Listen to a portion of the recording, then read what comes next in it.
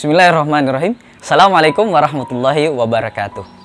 Alhamdulillahirrabbilalamin. Wassalatu wassalamu ala asrafil anbiya'i wal mursalin wa ala alihi wa sahbihi ajma'in. Rabbi syrah li sadri wa yassir li amri wa hlul 'uqdatam min lisani yafqahu qawli. Allahumma shalli ala sayyidina Muhammad wa ala ali sayyidina Muhammad.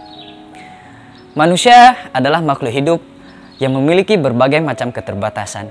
Untuk bisa mengakses suatu informasi dari belahan dunia yang lain, manusia dibatasi oleh waktu dan tempat. Oleh karena itu, bagi manusia yang cerdas, dia akan mencari cara untuk mengalahkan keterbatasannya tersebut. Salah satunya adalah dengan cara membaca. Pada era digital seperti hari ini, siapapun dan dimanapun itu bisa mengakses berbagai informasi dari berbagai belahan dunia yang lain itu dengan mudah. Oleh karena itu, saya rasa tidak berlebihan jika istilah membaca adalah jendela dunia, kita perluas lagi menjadi membaca adalah gerbang dunia.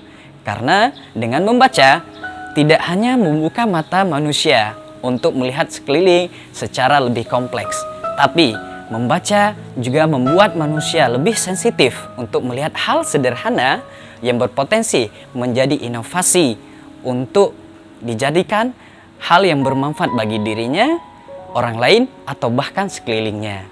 Membaca tidak hanya menawarkan informasi yang sedang terjadi pada saat ini, tapi juga menawarkan informasi yang telah berlalu, bahkan ratusan tahun yang lalu, yang sudah terjadi, atau bahkan informasi yang akan terjadi di masa depan. Sebagai contoh, saya akan bertanya kepada kita semua, pada saat ini bagaimana bisa kita beriman kepada Rasulullah Sallallahu Alaihi Wasallam, yang mana kita belum pernah berjumpa dengan beliau, kita belum pernah melihat sosok beliau, tapi kita beriman kepadanya dengan iman yang sebenarnya.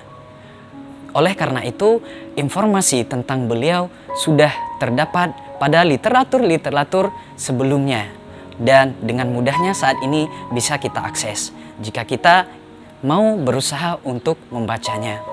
Allah SWT sendiri tidak hanya meminta kita umat manusia untuk membaca kalam-kalamnya saja, tapi Allah SWT juga meminta kita untuk membaca ciptaan-ciptaan Allah SWT.